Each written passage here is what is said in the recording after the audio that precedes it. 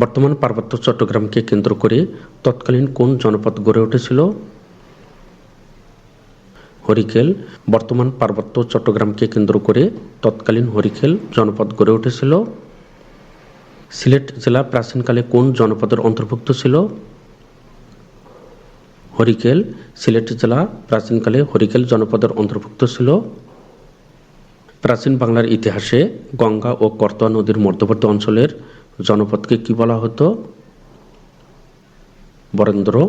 প্রাচীন বাংলার ইতিহাসে গঙ্গা ও করতোয়া নদীর মধ্যবর্তী অঞ্চলের জনপদকে বরেন্দ্র বলা হতো। বাংলাদেশের একটি প্রাচীন জনপদের নাম কি? রার। বাংলাদেশের একটি প্রাচীন জনপদের নাম রার। প্রাচীন রার জনপদ কোথায় অবস্থিত ছিল?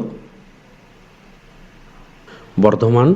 প্রাচীন রার জনপদ বর্ধমানে অবস্থিত ছিল। তাম্রলিপ্ত কি? প্রাচীন জনপদ।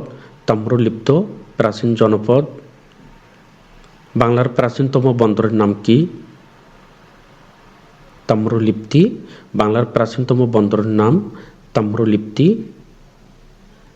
কোনটি বাংলার প্রাচীন জনপদের নাম নয়? মৌর্য।